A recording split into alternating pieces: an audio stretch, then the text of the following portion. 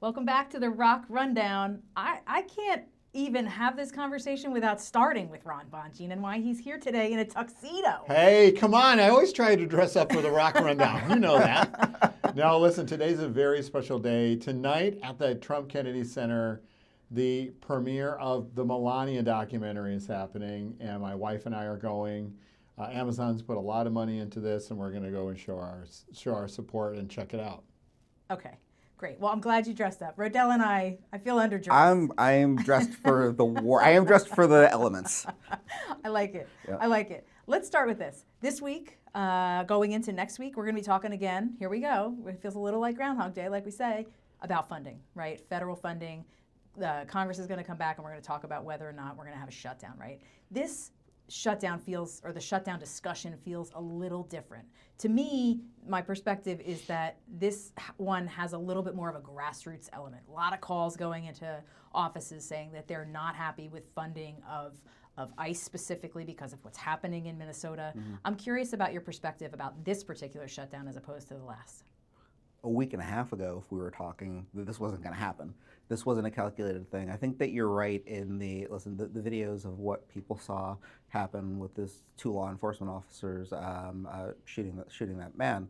I think it's just sparked something in a way. And if you're looking at this logically, look at all the ways that these shutdowns usually end, right? Someone winds up caving.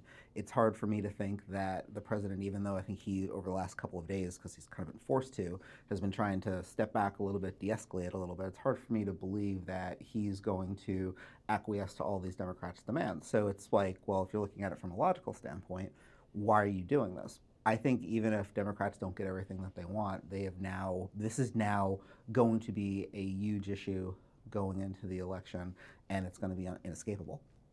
Yeah, it's fascinating because Washington really shut down several days ago because of the big snowstorm that we had and the inability of the city to clean it up.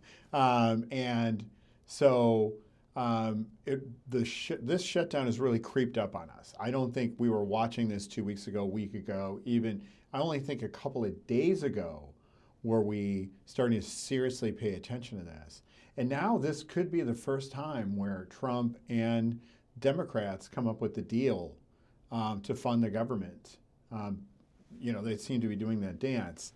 That could happen, although it's more likely that a shutdown happens first. And I think logistically a shutdown will happen no matter what, even if they do come to an agreement, just because procedurally they need to line everything up to get it open. But that is going to be fascinating. And yes, absolutely, Minneapolis did fuel the flames for this, for the DHS funding. Another thing we noted about Minneapolis is really the first time we saw some elements of corporate America speak out on a major issue that Americans are seeing because their internal communications demanded that they say something. That's incredibly sharp, and I'd forgotten about that. All the CEOs that are in Minnesota wrote a letter and got together and talked about that. So it's amazing to me how much of a footprint that has had and will continue to have, and really will dominate the midterm elections as well. Yeah, I mean, it's been, we're however many months into this, and you kind of try to do the parallel between the first administration when CEOs were talking out all the time versus this administration where they've pretty much been buttoned up, trying to avoid any drama. But it just goes to show that avoidance isn't always a strategy. Sometimes it is a strategy, sometimes it's going to work, but you come up with an issue like this, and once again, I go back to the video. The fact that it is out there, the fact that people can witness what happened, and it becomes very hard for, I think, some CEOs to escape that, whether you're getting employee pressure or whether you're getting customer pressure. Great point. Yeah, it's interesting, especially on the man was murdered, no question about it. He was killed. That was so unfortunate. And what happens is there's a storyline that occurs on that person, that narrative comes out on that person. And then, I never buy it until like a week later. You really have to reserve your judgment on what's happening until a week later. Because, we heard this guy is just a peaceful guy, whatever. And then, there's video that came out last night of that he was kicking a Homeland Security car, ICE car, whatever, breaking a taillight, spinning on it. Not that he deserves that, No. that that terrible consequence of being involved. But there's just so much fog of war out there. So, however, it's hard when you really see the footage of something happening to somebody.